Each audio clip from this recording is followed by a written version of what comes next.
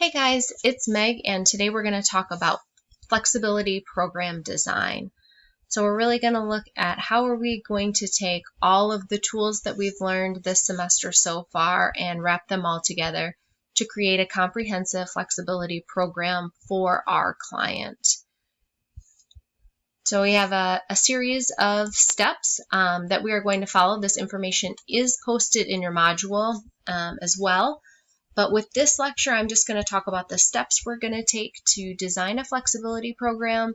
And then in the following screencast, I'm going to actually go over an example, a case study example of how you go about building that program for your client. Okay, so at this point in the semester, you understand that in order to build a comprehensive flexibility program for your client, the first thing we're going to do is discuss their health history with them, go over the ACSM cardiovascular risk factors, pay attention to our pre-participation screening, really see where our client stands health-wise in order to kind of get ready to design a flexibility program. Then we're going to take a look at their NASM overhead squat assessment and see where their tight muscles are, where they may be seeing some compensations. And we're going to focus on a total body flexibility program, but pay special attention to those areas where we see some compensations. And you know that the main 4 types of stretching are going to be dynamic. So we're going to give your client a dynamic warm-up, something to get their body prepared for the exercise or prepared for the stretching program that we're going to perform. And then we'll follow that up by a stretching program which will include the next 3 types of stretching, which are PNF, SMR, and static. You can also look at yoga and those mind-body activities to help our client with some type of stretching as well if they're interested in yoga, Tai Chi, Pilates, anything like that.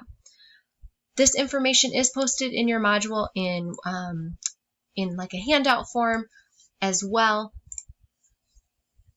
So step 1 is going to be to review the client's health information. Remember, we want to go over their cardiovascular risk factors. We want to pay attention to what their exercise status is, if they currently perform a flexibility program, if they do, what that flexibility program includes. So are they doing yoga 2 or 3 days a week, or are they just doing some static stretches? We want to pay attention to that information. We also want to look at the client's home life or job that could potentially be affecting their posture. So some examples that we talked about are, does the client wear high heels or dress in kind of professional dress that would mean that they need, if they're wearing high heels, maybe they have shortened calves. Are they a server or a waitress that is potentially using one arm or one side of their body more than others to carry trays? Are they standing on their feet for great lengths of time during work? So all of that information would be important for us to know about our clients. Okay, remember, the more information you get, the better off you're going to be able to design a program that is going to be perfect for your client, and they're going to want to adhere to it. Okay. Step number 2 is going to be to perform the NASM overhead squat. So have your client do that, and then go back to your compensation sheet and find out what tight muscle groups they have. Step number 3 is going to be to create a dynamic warm-up program or a dynamic warm-up for your client. So you know that a dynamic warm-up should be based on the activity that the client will be participating in. It should be 5 to 8 minutes in length, and it's going to warm the total body. Remember that if you have a football player that is going to be warming up for football, we want to focus on having them warm up in an area that is appropriate for football. So a football field is measured in yards. So we would maybe do high knees for 20 yards and then high knees back for 20 yards. Then maybe we do a lateral shuffle for 20 yards and then 20 yards back, right? So keep the distance or the way that you're measuring the activity appropriate for that client based on the activity that they're going to be performing.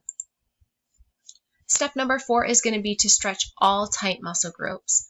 Ideally, a good quality stretching program is going to be roughly 8 stretches, Some clients will need more, and some beginning clients might have a really tough time even remembering 8, but it's pretty tough to get a comprehensive stretching program in with really less than 8 stretches. So 8 stretches or more. We want to make sure we stretch all major muscle groups as ACSM recommends, but we want to also pay special attention to those tight areas that were noted on either the NASM overhead squat assessment for the client, or also that the client may be describing as painful or tight.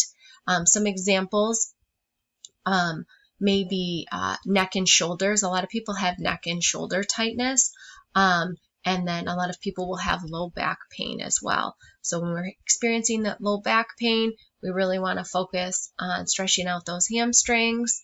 And then when people are saying they have a lot of stiffness or tightness in their neck and shoulders, that's really where we want to focus on some of those yoga type stretches, the down dog, the child's pose, threading the needle with child's pose, cobra. All of those type stretches are really, really great. So we'll get into more of that as we do some more case studies as well. Step number 5 is going to be to focus on the number of days a week that you want your client to be stretching. ACSM recommendation tells us that we want a client performing stretches at least 2 to 3 days a week, and daily is beneficial. But remember, if you have a client who's just beginning and currently does no stretching, 2 to 3 days a week is just going to be great for them to get started. So things we would want to look at is paying attention to what days we give the client to this program to stretch. So for example, we don't want the client stretching on Monday and Tuesday and then not stretching again for 5 days a week, right? We want them to stretch, give them maybe a couple days in between the stretches so that we don't have 5 days off of no stretching, okay? 5 days off of no stretching is going to just create, again, that tightness in their muscles and isn't going to give us the most bang for our buck with our flexibility program. So for example, if you're having a client who's just starting, maybe we have them stretch on Monday and Thursday, okay? Or a Tuesday and Friday, okay? So we space out that stretching in order to make that, their muscles not become so tight in between a great length of time in between those stretches. Step number 6 is going to be focusing on mind-body activities. So do we recommend a yoga class to this client?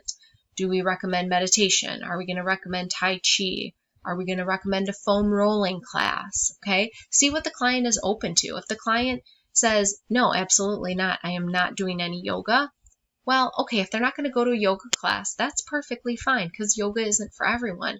But maybe we give them a few yoga-based stretches inside their program that can get a little bit deeper into those muscles then, right? So pay attention to those mind-body activities.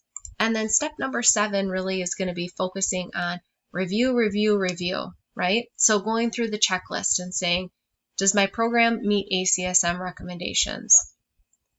Did I stretch all the tight muscle groups? So not only tight muscle groups, but also major muscle groups. Does my program make sense? And by making sense, I mean, is it meeting the needs of the client?